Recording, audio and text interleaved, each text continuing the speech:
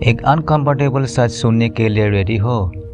Middle class लोग पैसे की कमी की वजह से स्ट्रगल नहीं करते, बल्कि उनकी सोच उनको पैसे आने से पहले ही रोक देती है। सैलरी आने से पहले ही ईएमआई डिसाइड हो जाती है, बोनस आने से पहले ही खर्चा प्लान हो जाता है और इन्वेस्टमेंट का डिसीजन बाद में के फोल्डर में चला जाता है। आज हम बात करेंगे उस माइंडसेट की जो साइलेंटली आपकी फाइनेंशियल ग्रोथ को स्लो कर देता है। Problem and relevance.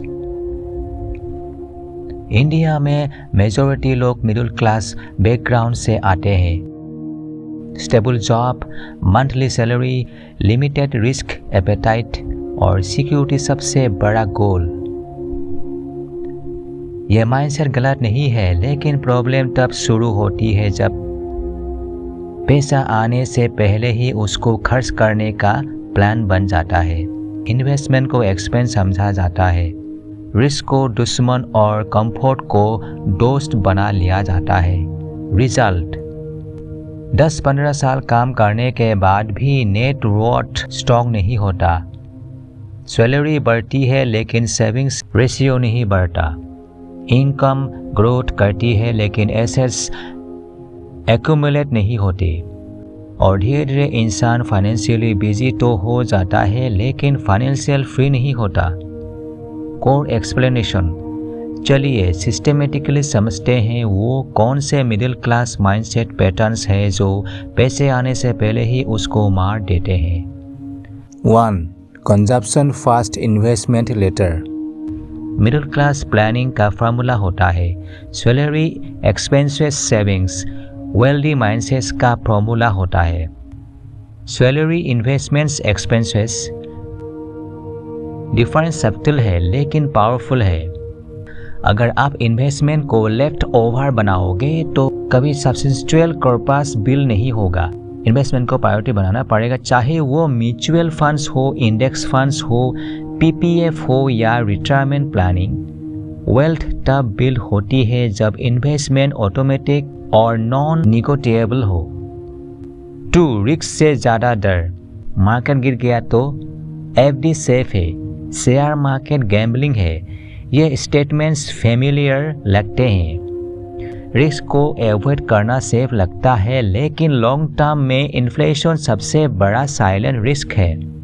अगर आपका पैसा 5 से 6% रिटर्न दे रहा है और इन्फ्लेशन 6 से 7% है तो टेक्निकली आप ग्रो नहीं कर रहे, आप स्टेगनेंट हो। कैलकुलेटेड रिस्क लेना फाइनेंशियल मैच्योरिटी का पार्ट है। Diversification, assets allocation, long term horizon, ये सब रिस्क को मैनेज करते हैं, एलिमिनेट नहीं। 3. इनकम को ही सॉल्यूशन समझना। मिडिल क्लास सोचता है बस सैलरी थोड़ी और बढ़ जाए तो ठीक हो जाएगा। रियलिटी, लाइफस्टाइल भी सैलरी के साथ बढ़ता है। इसको कहते हैं लाइफस्टाइल इन्फ्लेशन। नई सैलरी, नई car, EMI, promotion, bigger house, rent, bonus, foreign trip. Income growth important है लेकिन अगर एसेट्स ग्रो नहीं हो रहे तो लॉन्ग टर्म सिक्योरिटी बिल्ड नहीं होती। फाइनेंशियल स्टेबिलिटी का फाउंडेशन इनकम नहीं, नेट वर्थ होता है। 4. Short term comfort, long term sacrifice. EMI culture ने एक इल्यूजन क्रिएट किया है। एफर्ट कर सकते हो का मतलब होता है ईएमआई दे सकते हो, लेकिन हर ईएमआई फ्यूचर इनकम को मोर्टेज करती है। जब आप हर चीज़ ईएमआई पे लेते हो तो आपका future cash flow already committed होता है। इन्वेस्टमेंट कैपेसिटी रिड्यूस हो जाती है, शॉर्ट टर्म कंफर्ट मिलता है, लॉन्ग टर्म कंपाउंडिंग सेक्रीफाइस हो जाती है।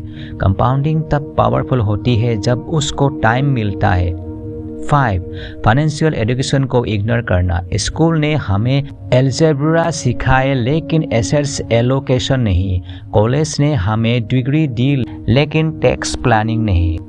मिडिल क्लास का माइंडसेट होता है फाइनेंशियल एडवाइजर देख लेगा, लेकिन अपने पैसों के बेसिक अंडरस्टैंडिंग होना ज़रूरी है। अगर आपको पता ही नहीं कि ऐसा भी क्या होता है, इमरजेंसी फंड कितना होना चाहिए, टर्म इंश्योरेंस क्यों इम्पोर्टेंट है, एसेट्स एलोकेशन कैसे काम करता है। तो डिसीजन इमोशंस पे बेस्ड होगा, लॉजिक पे नहीं। फाइनेंशियल लिटरेसी लग्जरी नहीं है, ये नेसेसिटी है। रियल लाइफ एग्जाम्पल, मान लीजिए दो लोग हैं, राहुल और अमित। दोनों की सैलरी 50,000 पर मंथ से स्टार्ट होती है। राहुल पहले कार लेते हैं EMI पे, 50,000 इन्वेस्ट करता है जो कभी कभी स्किप हो जाता है। बोनस से गैजेट्स खरीदता है। अमित पहले 6 मंथ का इमरजेंसी फंड बनाता है, 10,000 SIP ऑटोमेटिक सेट करता है। सैलरी बढ़ाने पर इन्वेस्टमेंट रेशियो बढ़ाता है। 10 साल बाद डिफरेंस सैलरी का सही डिसीजन का होता है। राहुल के पास लाइबिलिटीज ज़्यादा होती है, अमित के पास एप्रिशिएटिंग एसेट्स और कंपाउंडिंग का एडवांटेज होता है। इनकम सेम थी, माइंडसेट डिफरेंट था। मिडिल क्लास होना प्रॉब्लम नहीं, मिडिल क्लास माइंडसेट में अटक जाना प्रॉब्लम है। अगर आप इन्वेस्टमेंट को प्रायोरिटी बना देते हो, कैलकुलेट रिस्क समझते हो, लाइफस्टाइल इन्फ्लेशन कंट्रोल करते हो, फाइनेंशियल एजुकेशन पे फोकस करते हो, तो आप स्लोली लेकिन श्योरली अपनी फाइनेंशियल ट्रेजेक्टरी चेंज कर सकते हो। ये ओवरनाइट प्रोसेस नहीं है, ये डिसिप्लिन बड़ी कंसिस्टेंट जर्नी है। अगर आप ऐसे काम प्रैक्टिकल फाइनेंस डिस्कशन पसंद करते हो तो रुपया फाइनेंशियल को सब्सक्राइब कीजिए।